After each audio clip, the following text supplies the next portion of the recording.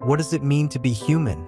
To look at this question, we first must consider how we have gotten here. That raises another question: what and where is here? There was a time when there was no here, there was only nothing. That infers the complete absence of anything. No land, no air, no light, no heat, just a void of darkness. So what then? Well, by reason we can deduct that 0 times 0 equals nothing. Therefore, all that nothing can produce is nothing. There must have been something to cause something. This poses the question, what is the prime mover for the creation of something? Over the centuries since something came to be, man has come to refer to this prime mover, this something, as God.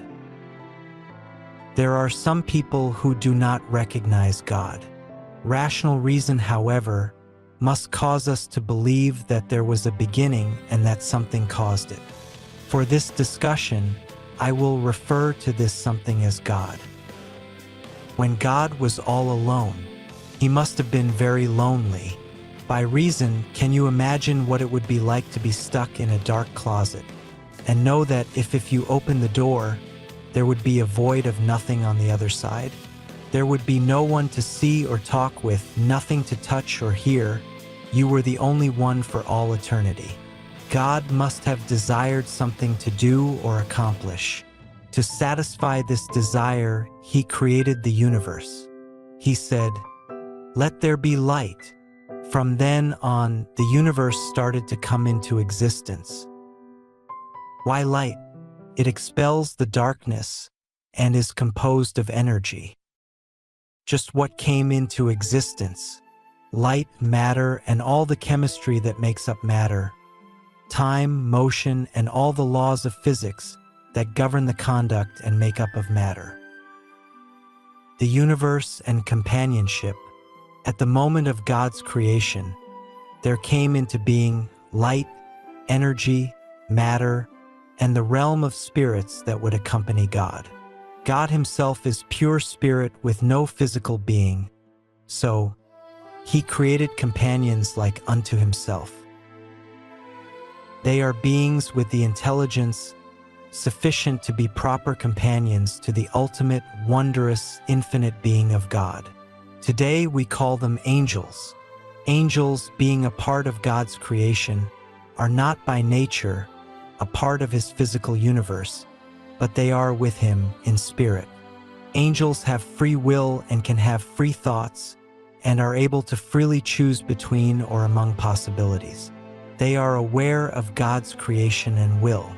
Along with the things of creation, creation itself has a purpose and a nature by which it behaves as a part of the universe.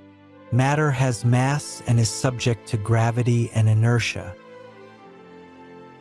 Light is and has energy and moves at a particular rate, that is, at 186,000 miles per second, according to the way that we measure distance and time. Therefore, at the moment of creation, matter and light started to expand and move at this rate, as it does even today. The physical universe. As matter moves under the force of this expanding light, the rate of this motion or expansion is measured in time. There is a great amount of energy involved, as matter tends to coalesce and stick together, forming greater or lesser masses. The larger the mass, the greater the gravity, and as a result, greater pressure is exerted within it. As the pressure increases, more and more heat is generated, and the heat becomes the cause and trigger for stars to be born, then galaxies, planets, and the space between them. This expansion of space has been taking place for thousands and thousands, perhaps millions and millions of years, as we measure time. This was the first period when the known universe was made. In the book of Genesis, God said, "Let there be light," and everything started from there. Before this, there was nothing from which anything could be started. I suppose that God might have thought that this creation is good. Now I will continue to provide for my angels in the way of companionship. We are spiritual beings and need spiritual companions that can occupy my world. The world is filled with life. As creation expanded, the universe came to be. Stars and galaxies formed from the matter of creation and were separated by space according to the sequence of their formation. After billions of years, stars are still being formed, and as we measure time, the Milky Way galaxy is far from its point of origin in creation. Some matter did not collect into large enough bodies to generate sufficient gravity with pressure and heat to become a star, but, moved by inertial rotation, the matter collected around stars and became planets. The planets were and are of various natures, in accordance with the various chemical combinations available in the matter of which they are composed. The universe, as created, was and is beautiful, with billions of stars and galaxies to line its space. God needed it to be more, however, to reflect His own nature. What is missing is life. Because God is the prime mover, the creator, He moves that life should begin, using the elements of His creation, the matter, yes, using the chemical and physical elements necessary and present in His creation. He infused them with life, and life began. Perhaps slowly at first, and as time progressed, life became more and more complex. First lichen and plants, then trees of all kinds were nourished by the land and water. The land became more and more fertile with organic compounds as the plant life ended and decayed into the land. All of this is what we refer to as the natural cycle of life described by science. This life is tied directly into the earth, the matter from which it derives its sustenance. It is anchored to the earth and is not aware of other forms of life in its surroundings or the purpose of its existence. Life was good but could not experience the wonders of God's creation. It had no mobility and was tied firmly to the earth. Therefore, it is not a suitable companion for God the prime mover. It is the window dressing of His creation. Life at some point became mobile. Animals appeared on the earth, first sea creatures, and then land creatures of all kinds. To experience the fullness of the created universe, life must become mobile. Simple creatures first appeared as one-cell organisms and later developed into more complex forms with appendages allowing them mobility. Sea creatures with fins for swimming, birds of the air with feathers and wings for flying, and land creatures with legs for walking and moving about the earth. All had physical bodies, unlike the spiritual world where creatures can make choices and interact with one another for their own growth and share their experience of creation. These physical creatures are governed by instinct, according to their own type, and do not experience creation outside of the confines of their own physical environment. Trees grow with their branches to the sky and their roots tied to the earth.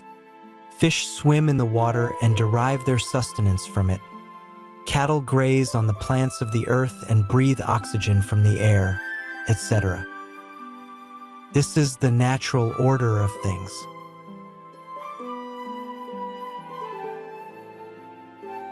Good versus evil and mankind. At some point in the creative act, God reveals to His angelic companions His intentions for creation. Some 1/3 of the angels became jealous when they saw how God loved and cared for His intended creation of man. Led by the most glorious of the angels, they revolted and declared, "We shall not serve," and they were banished from the presence of God. This was the first time that a created creature chose to oppose the will of God and perform outside the natural order of creation. Evil came to be. At this time, while God is continuing His creation, He moves to make a creature like unto Himself, a creature to walk with, to talk with, one that can experience the wonders of His creation and appreciate it. From the matter of creation, man was fashioned, a being of the animal nature, but God infused within man his own breath, the breath of life, according to Genesis. The breath of God is the spiritual nature of God. For man is created in God's image and likeness. Man is to be a companion with God, one that can relate to the spiritual nature of God, and also possesses the physical nature of God's physical created universe. Mankind. Man is created with body, soul, and spirit. He is not only one with God's physical universe, for like the tree man grows, he is one with the animals because he has mobility. He is one with the spiritual universe because he is infused with the very Spirit of God. Even though man is a being of body, soul, and spirit, he is restricted. He cannot remove himself from his physical being while his body lives in the physical world. Like the angels, God has given him the freedom of choice in his life on the earth. Man can communicate complex ideas with his companions and thus increase in the knowledge of his environment and improve his life. He knows the natural order of things and can anticipate possible outcomes for his actions, and therefore choose the best action for his benefit. Man is to care for his environment, not only the world where he finds himself, but of all creation. The animals, the water, the air, the land itself, as well as the rest of humanity. When God infused in man his spirit, it came with the knowledge of the natural law. Man is to be God's gardener, and therefore, he has all of the benefits of the created universe to produce satisfaction in his own life.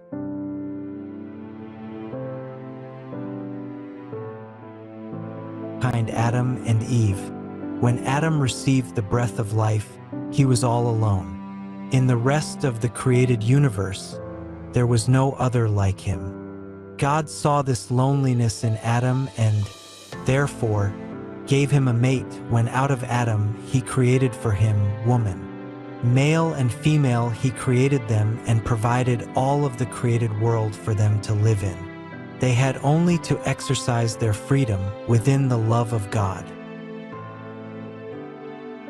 The serpent was most cunning, for he is the embodiment of the fallen angels, who were cast down to the earth when they chose not to serve God. His name is Lucifer, the light-bearer, because he was so beautiful when he was created. Lucifer, in his jealousy, hated man and is determined to prevent him from fulfilling God's purpose in creation, that is to live forever with God and his faithful angels in heaven. Lucifer the serpent, being the most intelligent of all creatures, told the woman that God had lied when he told her not to eat the forbidden fruit, because that which was forbidden would give them the knowledge of God and all things. His deception is meant to drive a wedge between man and his Creator. Eve desired the promised knowledge and saw that the fruit was good to eat. She went against the only restriction placed upon them, and after taking a taste of the apple, gave it to Adam, who also ate of it. Their disobedience has caused humanity to desire what is forbidden to them throughout the ages. God has promised, however, that if we, that is, humanity, truly desires to live with him, that he would save them from everlasting death with Lucifer the deceiver. Man would only need to repent and strive for good, and God would provide a savior.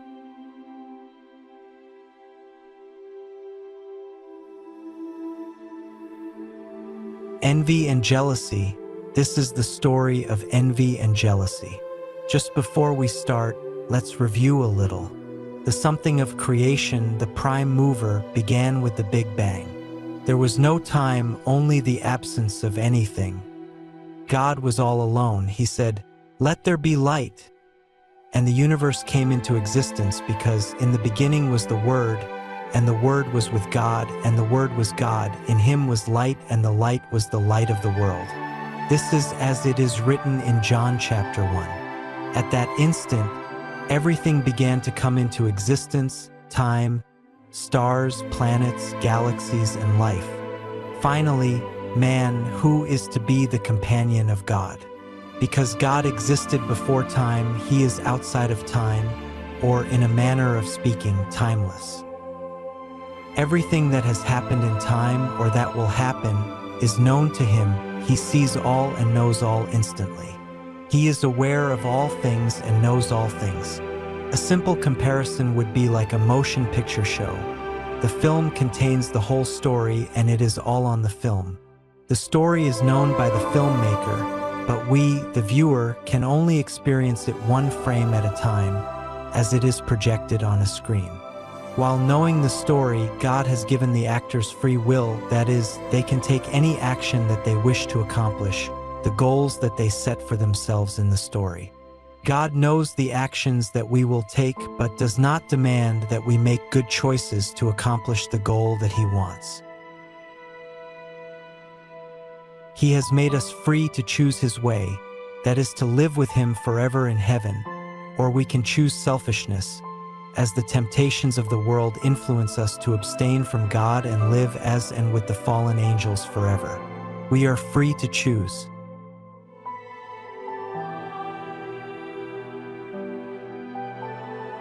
Cain and Abel were the sons of Adam and Eve. They both offered sacrifice in honor of the Creator God. Cain offered the fruits of his harvest, for he was a farmer, and Abel his finest unblemished lamb, for he was a shepherd. God was most pleased with Abel's offering. Thus Cain became jealous and killed his brother. No hint is given as to why God chose Abel's over Cain's offering. We can only suppose his future intent to offer himself, in his son, as a sacrificial lamb, for the salvation of all mankind.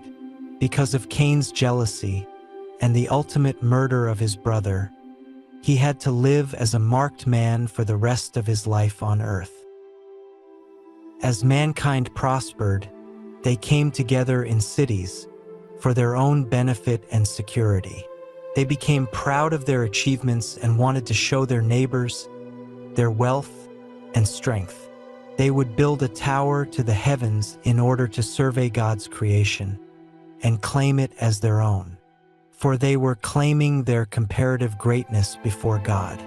Before the tower was completed, God confused their speech, so there was no longer understandable communication among them. Humanity again was brought down by pride, and the people abandoned the towers, their project unfinished, and went off in many family groups.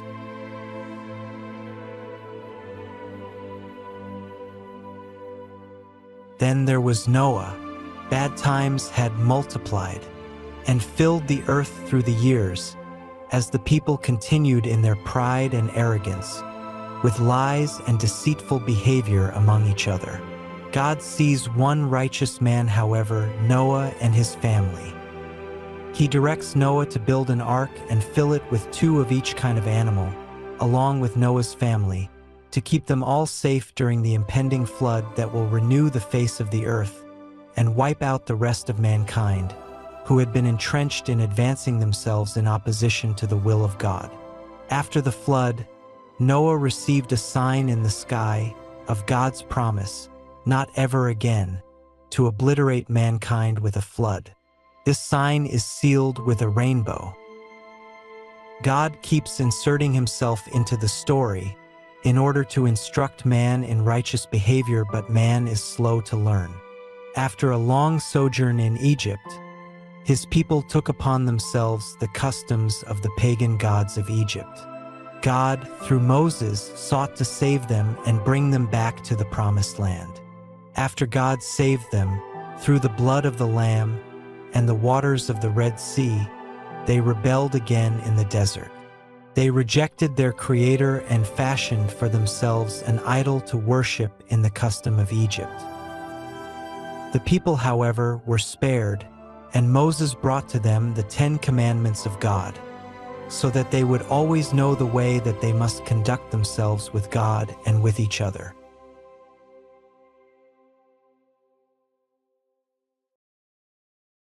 David lusted after Bathsheba, the wife of his friend Uriah.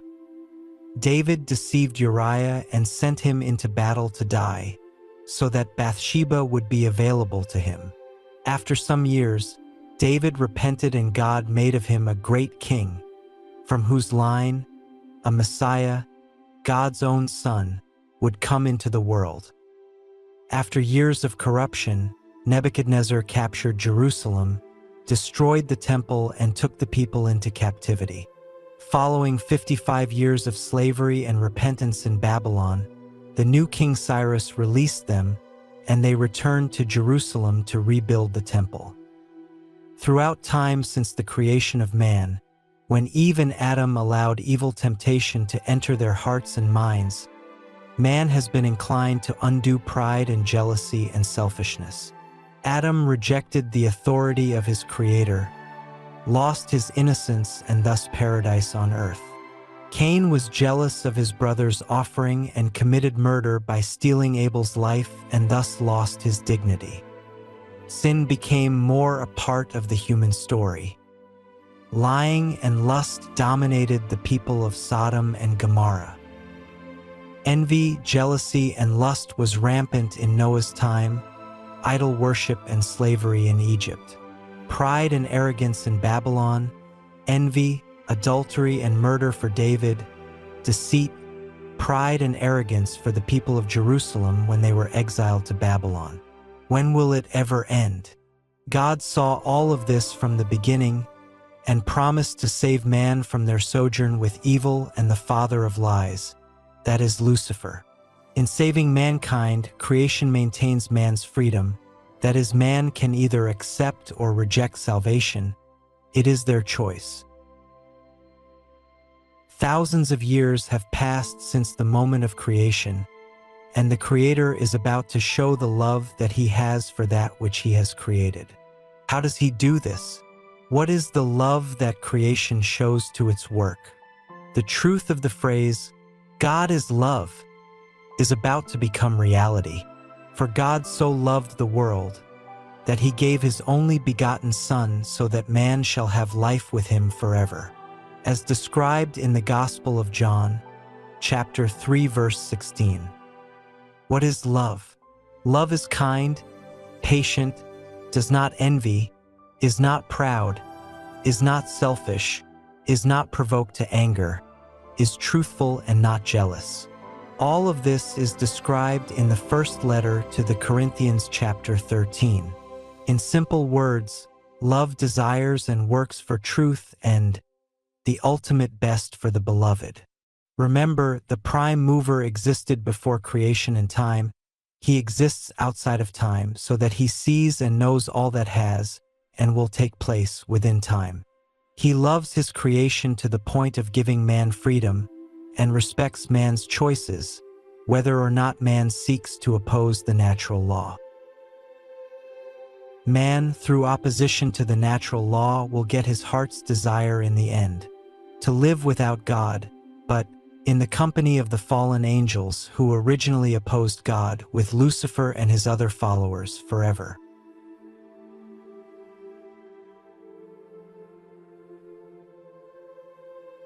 Jesus is conceived by the Holy Spirit of God in the womb of the Virgin Mary. God, therefore, is the Father of His only begotten Son. This is the method chosen for the Creator to become a part of His creation. This way God can live with man on the human, natural level and interact with Him. It is the opportunity for man to know God as He really is. Even though He gave man His commandments so we can know the law, He now gives us Himself so that man can now know and have a relationship with Him. The prime mover, who is the Creator we know as God, is a spiritual person who will become Himself one of His created beings in mankind. He has become one of mankind in all things but sin. In being the Creator, He is one with His natural law. He lived on earth with man for 33 years, first as a child subject to his parents, and then as the Lord who taught us the meaning of the law. People were and are Legalistic, we look for the loopholes in the law. Man asks, "What is the greatest commandment?" And he told them, "Love." Still, they did not understand. To make it more clear, he taught them to live by the law and the attitude of the law. They should always live with these attitudes. Blessed are the poor, the hungry, the meek, the merciful, those that mourn, the peacemakers, the pure of heart, and the falsely persecuted. The people, although some understood and believed, in exercising their free will, expressed their pride and arrogance. They rejected him and condemned him to death. He, however, continues to give of himself to man after he rose from death, and returns to heaven and the Father. To respect his love and sacrifice, as humans, we give respect and try to live within the natural law while striving to take upon ourselves his attitude.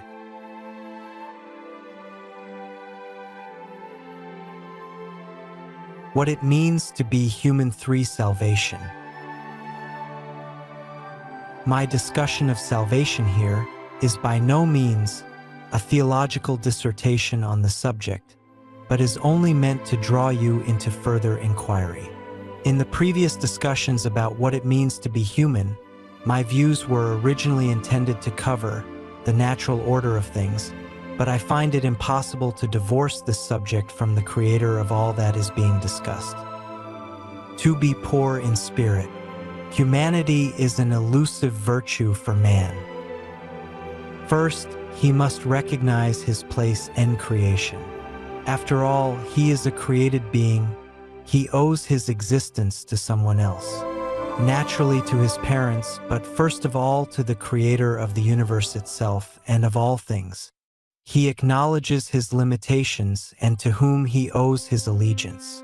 When God the Creator desires to share his creation, he chooses humanity to be his companion. In doing so, he wants us to know him, to share his love, and to be happy with him forever. Man not only recognized his relationship with God, the Creator, but also the relationship of all mankind with God and with one another.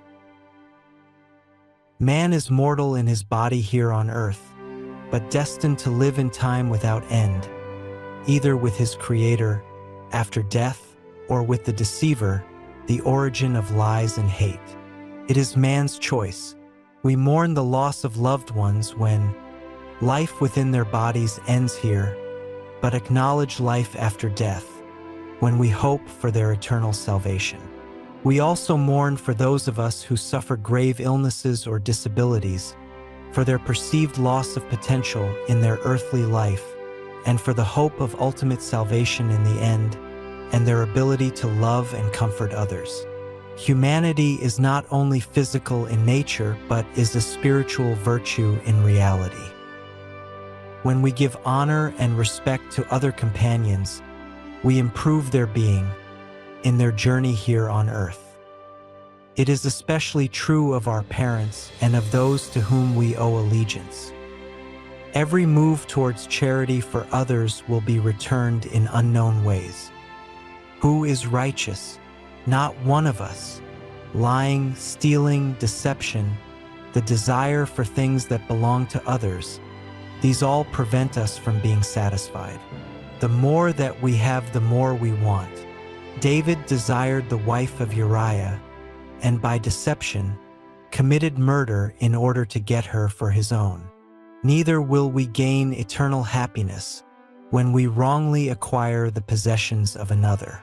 When David committed adultery and murder, Samuel showed him the evil of his act. David showed true sorrow, and God, in his mercy, forgave him. We too show mercy towards one another when we forgive the wrongs that they may have done to us. Those of us as Christians strive to live as we pray, "Forgive us our trespasses as we forgive those who trespass against us." If I do not forgive, how can I expect to be forgiven? When man strives to be just and do what will benefit his neighbor, for the good of others throughout his life, he is pure of heart. Truthfulness keeps his conscience clear as he goes about the day without deceptive intent. He helps the less fortunate and uses his abilities and goods for the betterment of society without seeking undue reward. When man treats his neighbor with honor and respect, he gains a foothold into diplomacy with him. When troubled times come between men, the one with a diplomatic foothold can negotiate peace between them. Even if not completely successful, a seed is planted for the future. Forgiveness is important because we are often guilty of selfishness ourselves, which must be eliminated for peace to flourish. When men place themselves above one another, humility is not present in the exchange, and the stage is set for the need of a peacemaker. When man speaks truth and is criticized for it, there is honor in that. These are just some of the many examples of relationship conflicts in life. I have been presenting the human condition from a physiological point of view, but how about the reality of today's society? Can humanity show growth and virtue today? What virtue is displayed by mankind when he lives by the natural law for the benefit of his neighbor?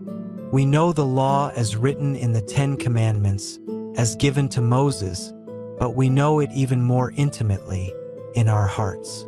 All men are born with the unmistakable knowledge of the law, but in our arrogance we tend to manipulate it to somehow gain a personal advantage over it. Our arrogance prompted God to deliver the law to mankind through Moses, so that we cannot claim ignorance of it. Western civilization has been guided by these commandments, while all world civilizations reflect the spirit of this law. To be human is to acknowledge the primacy of the Creator and His natural law. Human law might sometimes diverge from the natural law when it is authored to achieve a particular political or social purpose. While man ignores the natural law while trying to force a change in the social order, the result will always be contrary to the end that they hope to achieve. We must remember that the ends do not justify the means. The greatest example in the last century would be by Hitler and the Holocaust from World War II, and Pol Pot and the Khmer Rouge in Cambodia in the 1970s. Just because a thing can be done doesn't mean that it should be done. We live in a time when people think that personal freedom is the ultimate principle, and therefore anything that suits our fancy is okay, as long as it is not against the civil law. First, I am the Lord thy God. Thou shalt not have strange gods before me. To be human would be to subscribe to the achievement of objectives through means supported by the natural law. In the beginning, the rebellious angels were cast down to the earth and divorced from heaven. Since then, in their jealousy of humanity, they seek to co-opt us from the Creator, God. Their greatest tactic is in deception where, lacking their own physical being, they can in time take upon themselves a physical presence by occupying the physical bodies of animals or other men. To seek knowledge beyond the natural order, such as in fortune-telling or seeking knowledge of the future from the stars, etc., the seeker looks for answers from a created entity that belongs only to the realm of the Creator, and therefore ignores God and His natural order. Second, thou shalt not take the name of God in vain. By honoring the Creator God, we honor those of His creation who express thanks for their existence. When we ask His for assistance in our lives, to help us gain an advantage over others for our own selfish purposes, we go against His will and the natural law. It is always to our advantage to conform our lives and desires towards the benefit of His creation and the natural law. By cursing others or wishing them ill will, along with our use of language that is the antithesis of human dignity, belittles the God who created man in His own image and likeness. Third, keep holy the Sabbath day. In the beginning, at the time of the creation of the world, God rested on the seventh day according to Genesis. We have been asked to do the same. The human condition needs to revitalize itself periodically from the stress of the physical world, especially since the fall of Adam in the garden. We also need to refresh our spiritual being as well. There is no better way than to take time out of our busy schedules to contemplate our human relationship with God and His spiritual world. The commandments remind us of this need, and when we take that time to honor and glorify the Creator God each week, it is for our benefit and the benefit of society as a whole that we do so. Fourth, honor thy father and mother. Families are created through the sacrificial love of the father and mother, providing for the welfare of their children, who themselves are the product of the love of their parents. Humanity recognizes this love and respects the authority owed to those providing for them, first of all to God and then to His parents who have become one flesh through their lifelong commitment and marriage to each other. Within society, we recognize the authority of government, especially when it respects the natural law and provides for the security, freedoms, and rights that man has been endowed with by God. Fifth, thou shalt not kill. When man recognizes his true relationship he has with his Creator and the natural law, he knows that God provides life for His creation, and therefore, the right to that life belongs to God alone. The animals were given to us, as outlined in Genesis, and we respect the right to life for all creation, and do not take that life for our convenience. Each man is free in his own life that belongs only to God. Therefore, to take another's life is murder, because in doing so we would steal from God that which belongs to Him alone. The new life of a child growing within the womb of his mother is no less belonging to God, and the taking of that life through abortion is outside the natural order. Even though it may be convenient for one person, it is the murder of another. We increase in our humanity when we give to God what is His and protect the life of all. Sixth, thou shalt not commit adultery. Humanity is infused with the breath of God, and therefore has a nature which is beyond the animals. Our bodies are deserving of the respect that the Creator has given them, and are not to be used for self-gratification, but for the fulfillment of the other. Men and women by the natural order fulfill each other when they become and live as husband and wife. Mankind was made male and female. From the beginning, each has their own purpose, but when they come together as one in body in the marriage covenant, and one in spirit, they do so of their own free will. The bond is permanent in this life as they cooperate with the Creator and produce children. This is ordained in nature as outlined at creation. When man seeks only self-gratification in a sexual union, he breaks the natural law and steals the life and innocence of the other person, with whom he commits this act, as well as with his own spouse, as he rips apart their marriage union as one body. In the animal world, offspring are also created when two come together, but it is not by their free will, but by their uncontrollable instinct for life. They come together only in body, but not in spirit. Therefore, they do not become one, as in the human family.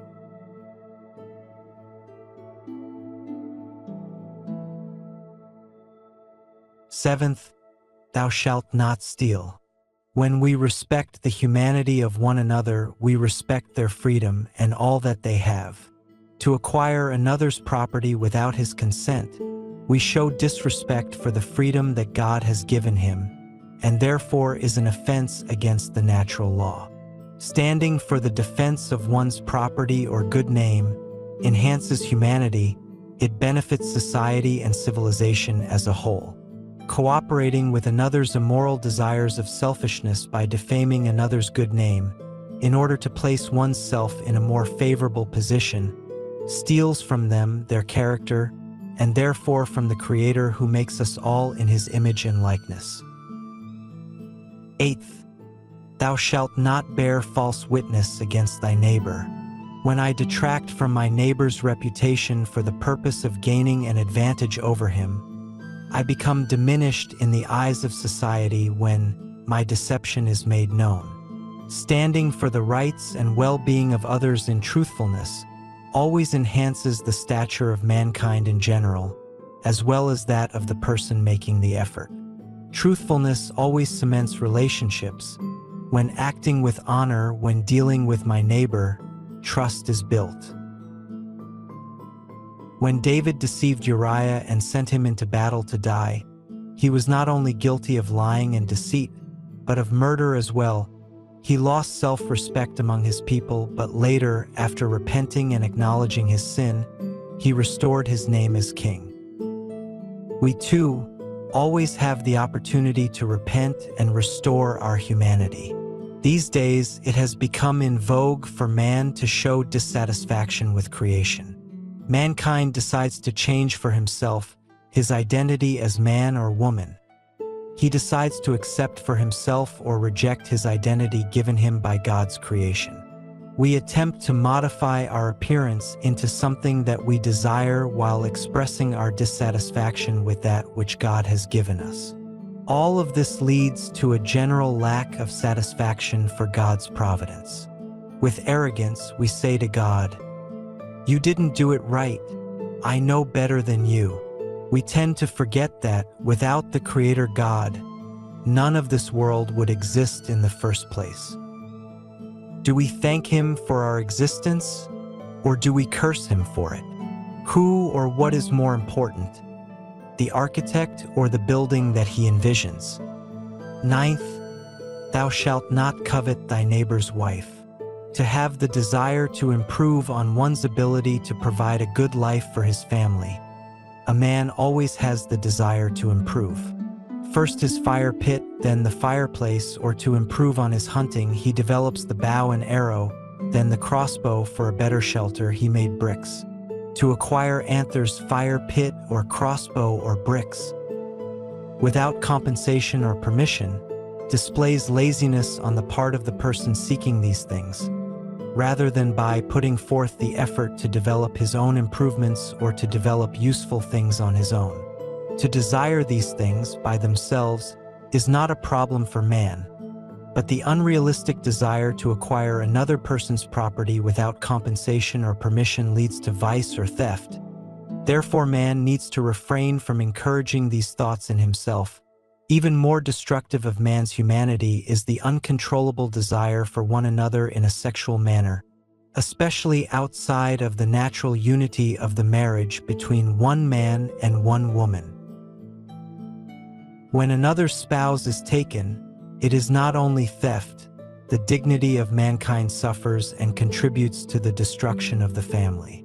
Distrust, disrespect, selfishness, and most other degraded behaviors of the individual man and society as a whole result. In order to ensure the life of society, it is necessary to do everything to promote family unity within all generations. 10th, thou shalt not covet thy neighbor's goods. It is not only in the act of stealing that we break our bonds with society, but the selfish desire to possess the things of another will corrupt our relationships with society and with God. Our destiny. I have presented a view of mankind as he attempts to grow in his humanity along with his relationship with the natural order of creation in which he finds himself. When mankind opposes the laws of creation and the prominence of the Creator himself, he will always be in a constant struggle against the environment and his neighbors. He will ultimately regress to failure.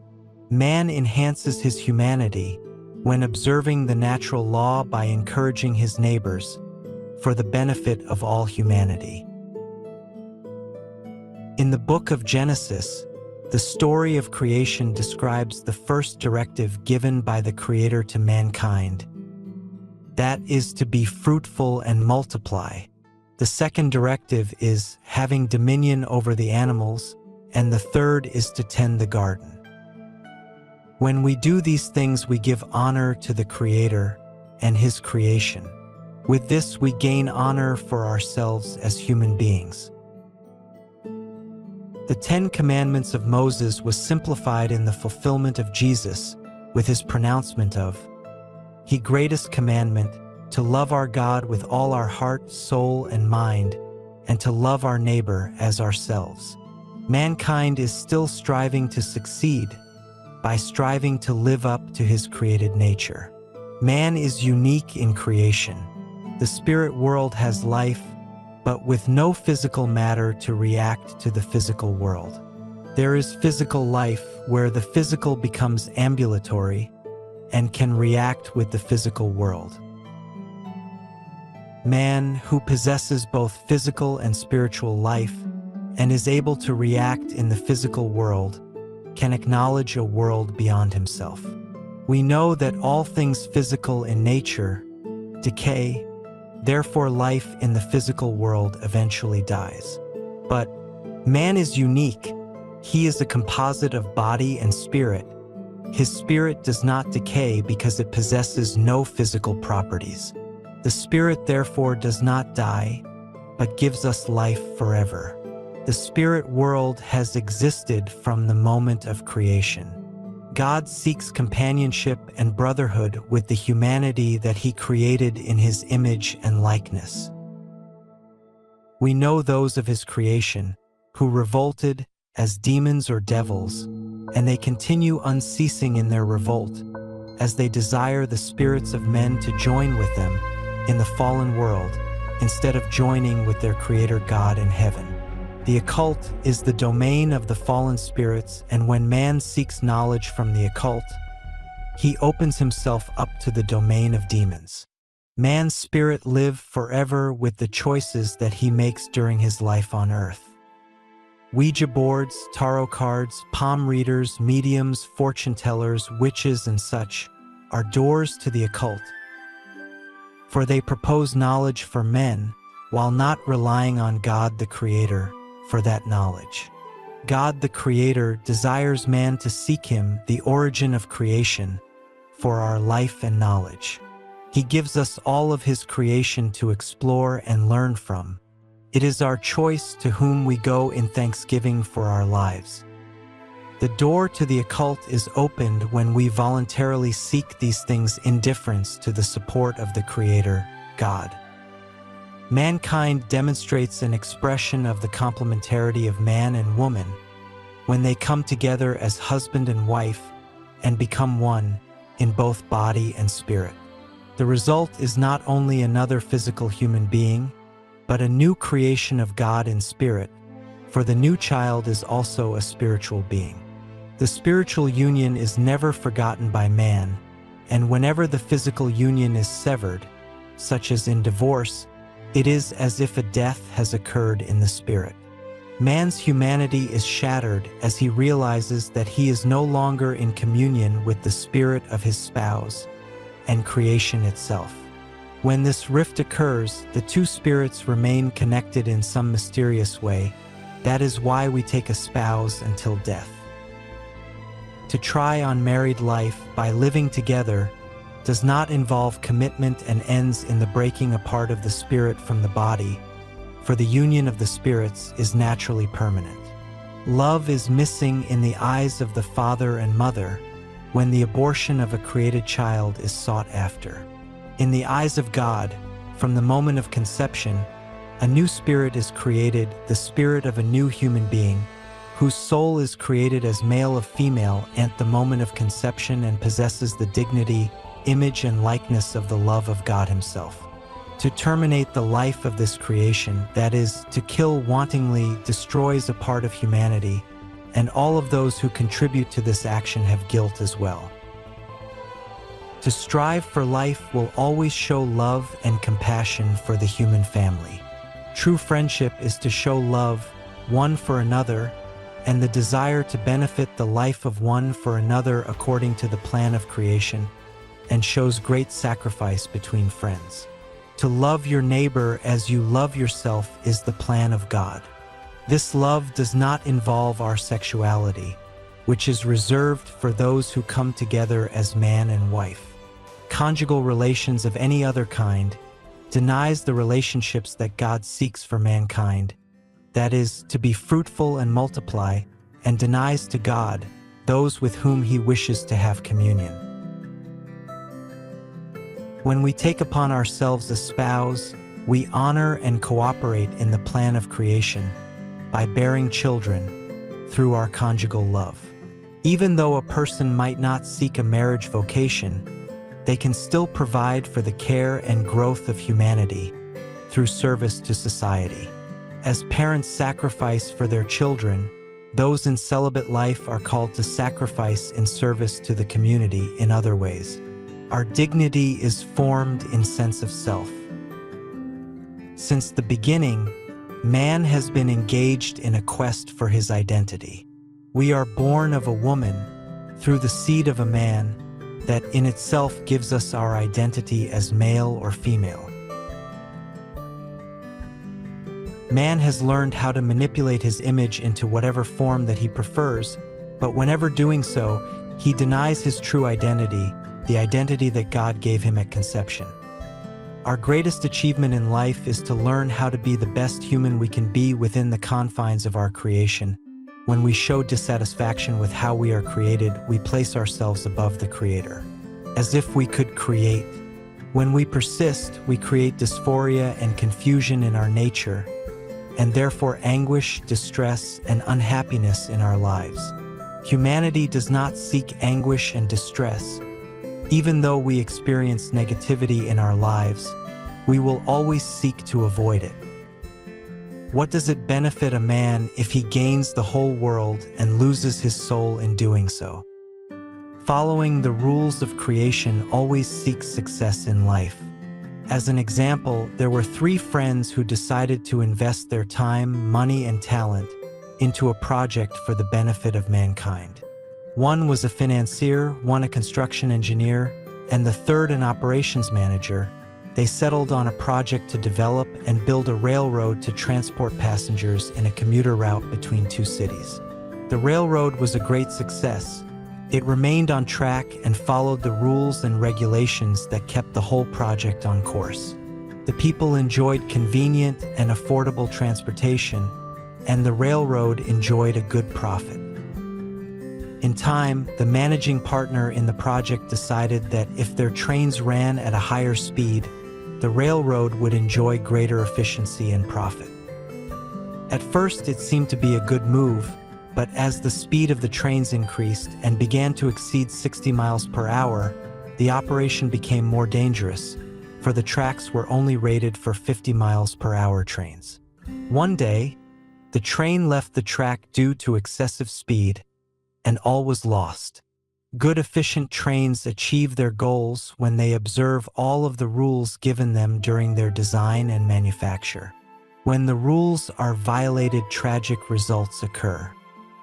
The railroad, like humanity, succeeds and grows in stature when it follows the rule book. Our rule book is the natural law given to us at creation and represented in the 10 Commandments. When humanity chooses to write his own instructions, he ignores the Creator's natural law and acts in an unnatural way towards destruction. It is a choice we will all make. Stay on track or make your own rules.